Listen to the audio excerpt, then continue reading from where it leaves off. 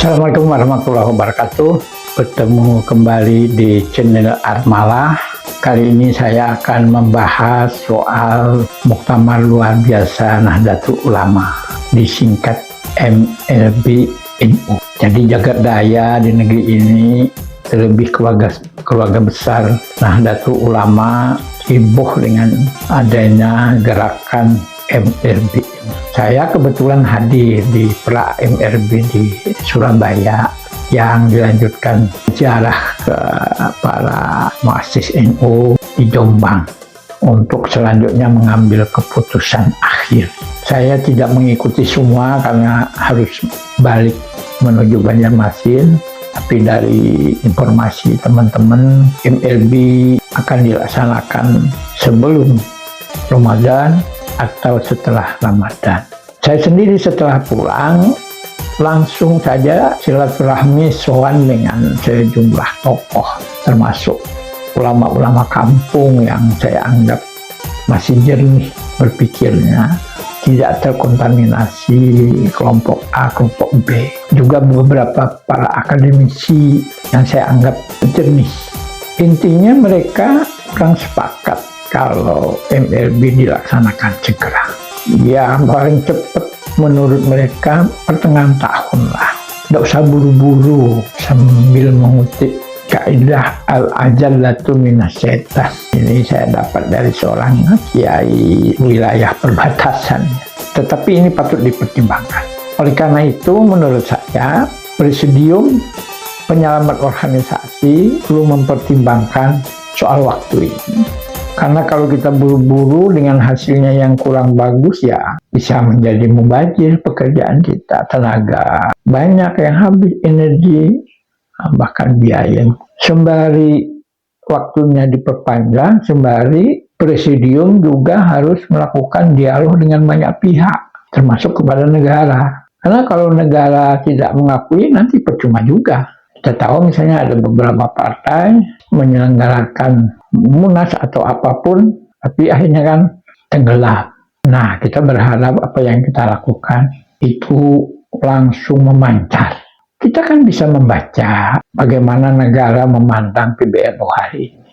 Bisa kita lihat dari relasi dengan negara, presiden khususnya. Saya kira PBNU hari ini tidak begitu menghargai kepada anak bangsa sendiri. PBNU begitu menghargai pendatang-pendatang dari Yaman yang beliau-beliau itu tidak mengerti implikasi di bawah. Seperti di tempat kami dulu, para pendatang Yaman itu hanya ada di kota tertentu. Sekarang hampir semua desa dan kecamatan mereka sudah masuki. Dampaknya apa? Putra-putra daerah yang dididik di pesantren, bahkan ada yang sampai bergelar sarjana di beberapa perguruan tinggi, itu kalah magnet.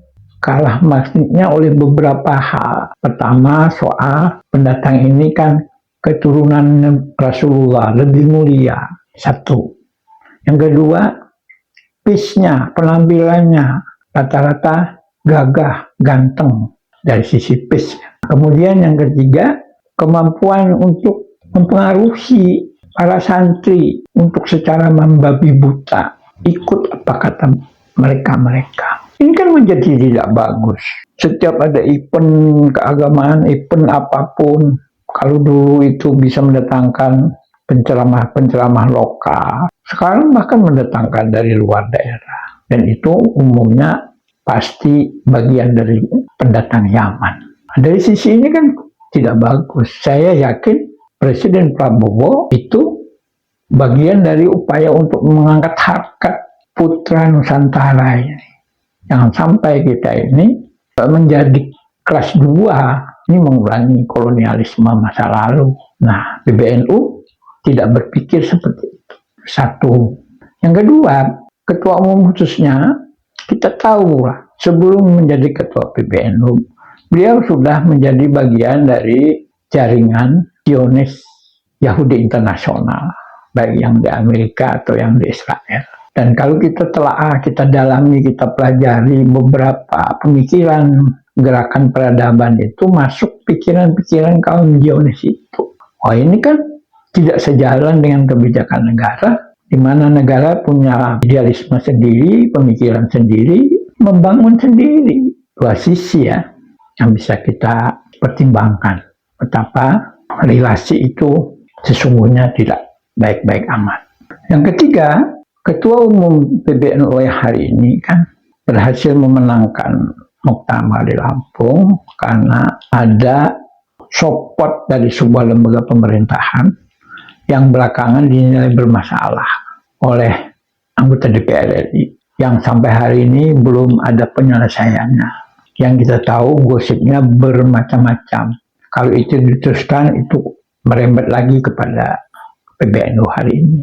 Nah, oleh karena itu daripada ini terus menjadi semacam ganjalan perjalanan bernegara sekaligus kiprah dari Jam'iyah Nahdlatul Ulama, pemikiran ini harus dipadukan dengan negara, insya Allah negara support. Saya kira negara juga nggak usah malu-malu, support saja karena memang alasannya kuat. Nah, kalau ini berhasil, capek atau biaya seperti apapun yang kita keluarkan, kita tidak rugi. Jadi acara kita tidak harus buru-buru sambil konsolidasi. Nah, soal keterlibatan PW dan PC se-Indonesia. Jadi hari ini sesungguhnya banyak PW dan PC itu habis, belum kumperwil. Ada juga habis sudah kumperwil tapi belum punya SK. Nah, ini keadaan tersendiri. Apalagi kemarin-kemarin sebelum diadakan pra-MRB, beberapa daerah itu kan dipersulit. Tetapi setelah pra-MRB di Surabaya, saya dapat kabar dari kawan-kawan yang tadinya dipersulit, dapat kabar bahwa SK mereka sudah tinggal tanda tangan. Kita asal tidak ketua saja, khusus Kalsel kita bisa. Dan saya kira seluruh Indonesia bisa. Nah, kita perlu juga memikirkan jangka panjang.